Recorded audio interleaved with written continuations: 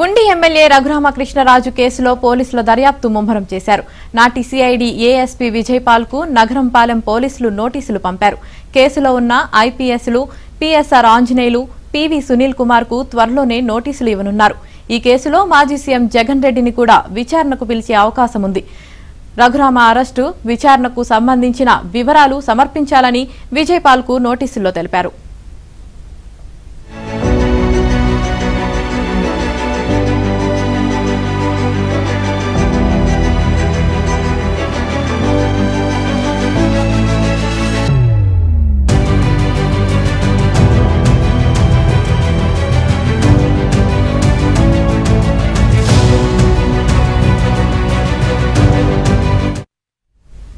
ఉండి ఎమ్మెల్యే రఘురామకృష్ణరాజు కేసులో పోలీసులు దర్యాప్తు ముమ్మరం చేశారు. ఇదే విషయానికి సంబంధించి మరింత సమాచారం మా ప్రతినిధి సాంబశివరావు అందిస్తారు. సాంబశివరావు, మాజీ ఎంపీ ప్రస్తుత ఉండి ఎమ్మెల్యేగా ఉన్న రఘురామకృష్ణరాజు కేసులో గుంటూరు పోలీసులు విచారణ ప్రారంభించారు. తనని గత వైసీపీ ప్రభుత్వంలో తప్పుడు కేసు నమోదు చేసి గుంటూరులోని సిఐడి కార్యాలయంలో చిత్రహింసలకు గురి చేశారు. తన కేసుపై పునర్విచారణ చేపట్టాలంటూ ఇటీవల రఘురామకృష్ణరాజు గుంటూరు జిల్లా ఎస్పీకి ఫిర్యాదు చేసిన నేపథ్యంలో ఆ case Guntur Nagarampalem police station లో కేసు నమోదైంది. అప్పటి సిఐడి చీఫ్ సునీల్ కుమార్ తో పాటు అప్పటి ఏఎస్పీ విజయపాల్, అదేవిధంగా అప్పుడున్న ఇంటెలిజెన్స్ చీఫ్ పిఎస్ఆర్ ఆంజనేయులతో పాటు గత ముఖ్యమంత్రి జగన్మోహన్ రెడ్డిపై కూడా ఈ నగరంపాలెం పోలీస్ స్టేషన్ లో కేసు నమోదైంది. అయితే ఇప్పటి వరకు ఈ కేసులు నమోదు చేసిన తర్వాత విచారణ ప్రారంభించిన పోలీసులు తాజాగా విచారణ మొదలు పెట్టినట్టు కూడా తెలుస్తుంది. తొలుత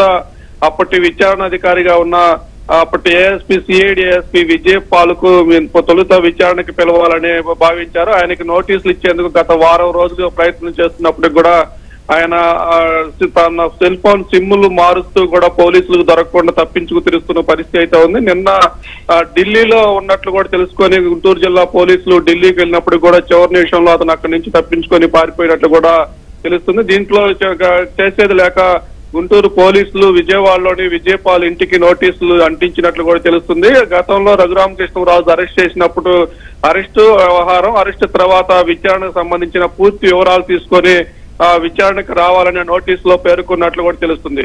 ఇక విజయపాల్ గత వారం 10 రోజుల నుంచి సిమ్ కార్డులు మారుస్తూ తప్పించుకు తిరుగుతున్న నేపథ్యంలో ఇప్పుడు పోలీసులు వాళ్ళ ఇంటికి అంటించిన నోటీసుకు స్పందిస్తారా లేదని కూడా ఇప్పుడు ఉంది. మరోవైపు ఇదే కేసులో ఉన్న ఐపీఎస్ గా ఉన్న పిఎస్ఆర్ ఆంజనేయులు, సునీల్ కుమార్ కూడా నోటీసులు ఇచ్చేందుకు కూడా నగరంపాలెం పోలీసులు సిద్ధమవుతున్నారు. ఇక మాజీ ముఖ్యమంత్రి జగన్మోహన్ రెడ్డిని కూడా ఈ కేసులో విచారించేందుకు కూడా సిద్ధమవుతున్నట్టు కూడా తెలుస్తుంది. మరి విచారణకి సహకరిస్తారా లేదనేది కూడా మనం వేచి చూడాల్సిన పరిస్థితి.